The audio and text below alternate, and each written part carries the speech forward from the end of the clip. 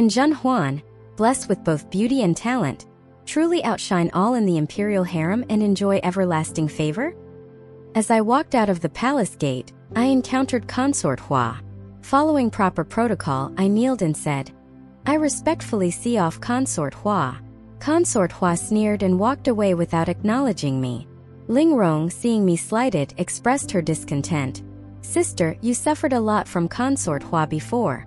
Now that she has fallen from power, why do you still show her such respect?"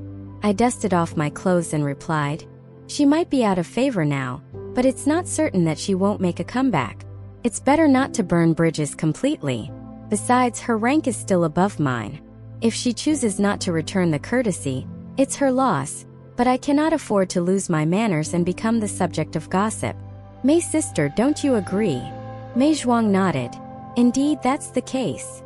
Ling Rong's face turned red as she said softly, "Thank you for the lesson, sister." I quickly took her hand. "We're sisters, there's no need for such formalities. It feels too distant." Ling Rong then seemed reassured. After seeing her off, Mei Zhuang, in a good mood, suggested with a smile, "The weather is lovely today.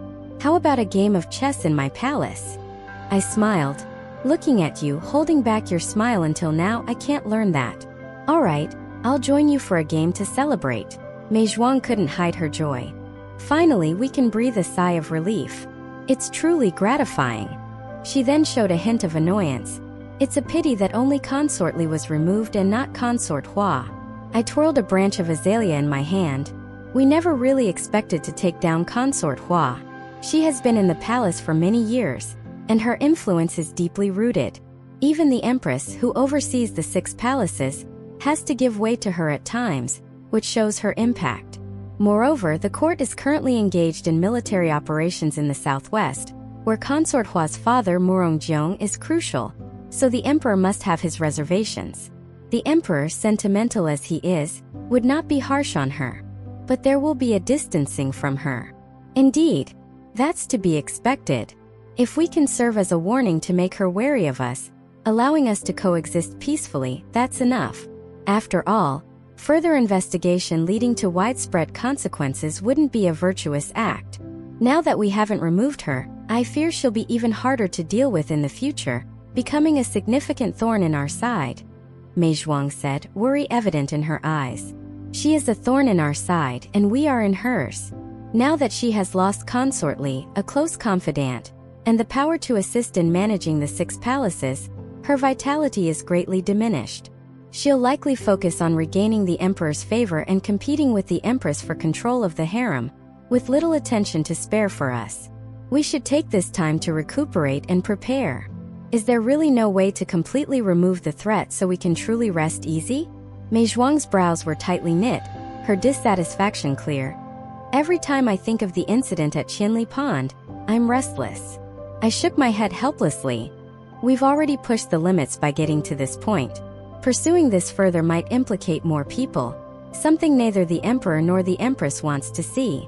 If we press too hard, it might expose our involvement in this affair and make the emperor view us as ruthless, potentially leading to greater losses over minor gains." Mei Zhuang understood the complexity, and after a long contemplation she said, "Now that the emperor has stripped Consort Hua of her power, he probably wants this matter to end here. Making too much of a fuss would ultimately tarnish the royal family's dignity. I understand that there's no other way." Mei Zhuang and I sat under the osmanthus tree behind her Kunju hall, setting up a game of chess with our pieces arrayed for battle. Mei Zhuang was still uneasy, fidgeting with a chess piece, hesitant to make her move.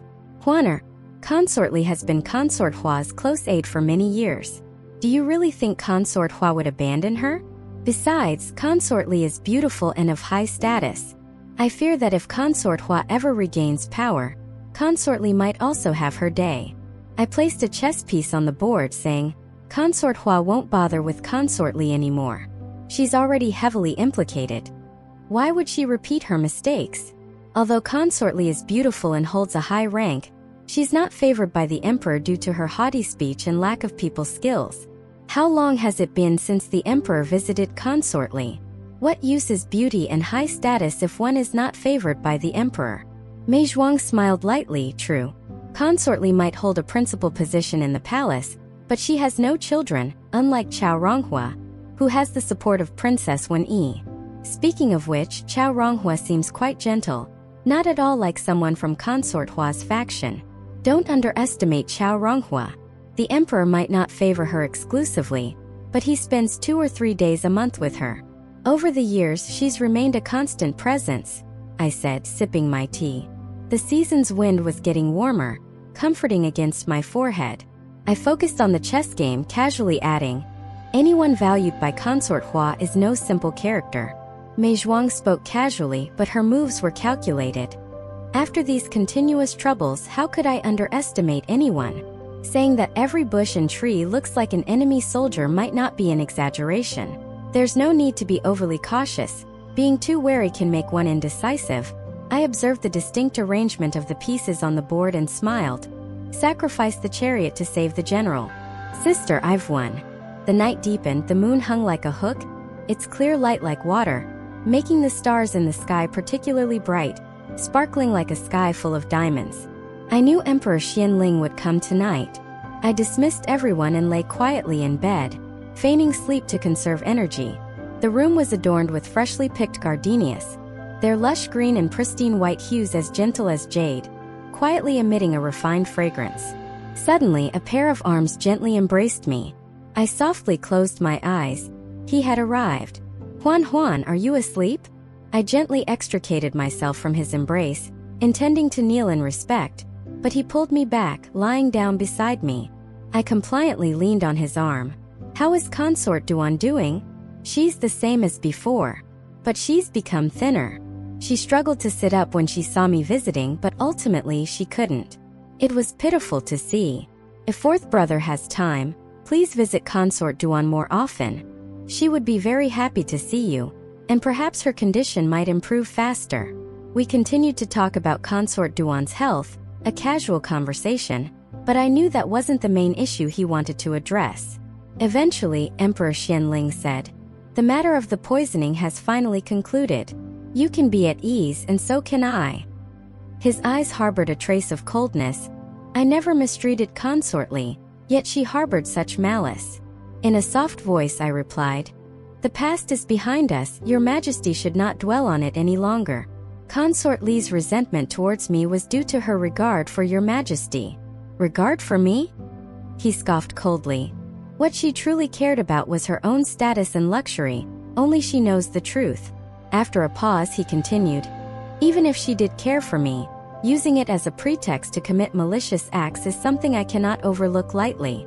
Feeling a slight stir in my heart, I knew I had to tread carefully here, not only because I was the victim in this matter but also to gauge how much influence Consort Hua still held over him.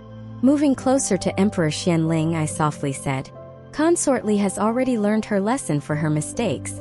Although Consort Hua has been in frequent contact with Consort Li, being favored by Your Majesty and possessing intelligence and decisiveness, she surely wouldn't be foolish enough to collude with Consort Li.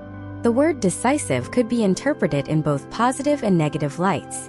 If used positively, it signifies the ability to make firm decisions and manage affairs competently. Used negatively, it could imply ruthlessness and cruelty. The subtle implications were left for him to ponder. Many people falter due to ambiguous language. The speaker might have no intention, but the listener might take it seriously. Emperor Xianling, gently caressing my shoulder, pondered the word decisive as he gazed at the tree shadows on the window screen. A barely perceptible smile appeared on his lips. Even if she wasn't involved in this incident, by allowing her to assist in managing the 6 palaces, and seeing Consort Li's predicament without informing me or the Empress first, she has shown a tendency towards autocracy. I've temporarily relieved her of her duties so she can reflect quietly. Adding a hint of sorrow to my voice, I let each word sink into his ears. Consort Hua has served Your Majesty for many years. Please consider her attentive and careful service. Before I could finish, he interjected, I've severely punished Consort Li and reprimanded Consort Hua as a warning to the harem not to engage in such murky dealings. His voice was filled with affection. Huan, you always think of others. I softly said, I only wish for the sisters of the harem to be understanding and less envious of each other. so your majesty can focus on state affairs without worries. I added. I heard that Consort Li's mishap was due to the vengeful spirit of the Yu family, and now the rumors are causing unrest in the palace. Emperor Xianling showed a look of disdain. I doubt it's the work of any vengeful spirit. More likely, she scared herself with her guilty conscience and spouted nonsense to mislead others. He pondered for a moment. Nevertheless, to calm the people, we should have the priests from Tongming Hall perform some rituals. I think rituals are necessary, but it should be framed as praying for blessings and peace. If it's said to be for appeasing spirits, it might imply that your majesty believes in such superstitions, which could backfire. We'll do as you suggest and give the order tomorrow. Emperor Xianling smiled at me, his eyes warm with affection like the tender willows of spring. With your understanding and empathy, I feel at ease. I softly nestled into Emperor Xianling's embrace, calling out tenderly, "Fourth brother." In the room, the fragrance was pure white, and the candle shadows flickered red, leaving only the deep spring warmth behind the embroidered crimson curtains. Follow us to avoid getting lost and enjoy endless exciting stories. For more content, please go to the Story Wall homepage to view more exciting novels.